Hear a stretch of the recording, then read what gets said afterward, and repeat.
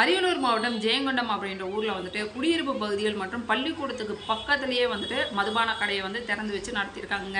இதனால் அந்த பகுதியில் இருந்த மக்களுக்கு வந்துட்டு மதுப்பிரியர்கள் எல்லாமே பயங்கர தொந்தரவு கொடுத்துருக்காங்க. இந்த தொல்லை தாங்க முடியல அப்படின்னு சொல்லிட்டு காவல்துறையினர்கிட்ட நிறையா டைம் போய் மனு கொடுத்துருக்காங்க. அதாவது இந்த ஒயின் ஷாப்பை வந்துட்டு பர்மனெண்ட்டாக க்ளோஸ் பண்ணிடுங்க, இல்லைன்னா வேறு எங்கேயாச்சும் ஷிஃப்ட் பண்ணிடுங்க அப்படின்னு சொல்லி மனு கொடுத்துருக்காங்க.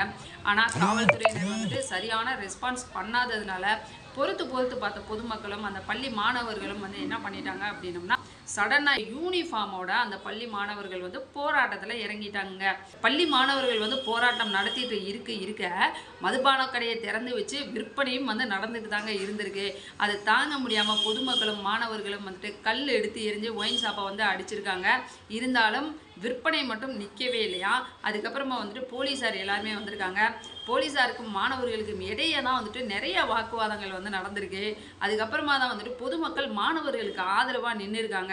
அந்த மதுபான கடை மீது வந்துட்டு கல் எடுத்து எரிஞ்சு கல்வீச்சு சம்பவம்லாம் நடந்ததுனால மாணவர்களுக்கும் காவல்துறையினருக்கும் இடையே வந்துட்டு தடியேடி நடத்துகிற அளவுக்கு தள்ளுமுள்ளு வந்து நடந்திருக்குங்க. பொதுமக்களும் வந்துட்டு மாணவர்களுக்கு ஆதரவாக இருந்ததுனால காவல்துறையினர் வந்துட்டு தற்காலிகத்துக்கு இந்த கடையை வந்து நாங்கள் க்ளோஸ் பண்ணுறோம் அப்படின்ற மாதிரி சொல்லி அந்த போராட்டத்தை வந்து நிப்பாட்டி வச்சுருக்காங்க. அதாவதுங்க, இந்த ஒரு ஆட்சியில் வந்துட்டு என்ன நடக்குதுன்னே தெரியல. ஏன் அப்படின்னம்னா, இப்போ இந்த போராட்டம் பண்ணதும் வந்துட்டு கவர்மெண்ட்டில் படிக்கக்கூடிய மாணவர்கள் தான். அவங்க வந்து ஒரு நல்ல விஷயத்துக்கு தான் போராட்டம் செஞ்சுருக்காங்க. ஆனால் காவல்துறையினர் வந்துட்டு மதுபான கடையை தான் க்ளோஸ் பண்ணணுமே ஒழிய மாணவர்களை எதிர்த்து அவங்க வந்துட்டு தடியடியெல்லாம் நடத்திருக்கக்கூடாது. அதேமாதிரி கவர்மெண்ட் ஸ்கூலில் போய் உனக்கு இங்கிலீஷ் தெரியுமா அப்படின்னு சொல்லிட்டு அமைச்சர் கீர்த்தனா போய் கேட்குறாங்க. அது மட்டும் இல்லை, கவர்மெண்ட் ஸ்கூலில் முதலமைச்சர் விஜய் அவர்களோட பேச்சு வந்துட்டு லைவ் டெலிகாஸ்ட்டாக போயிட்டுருக்கு.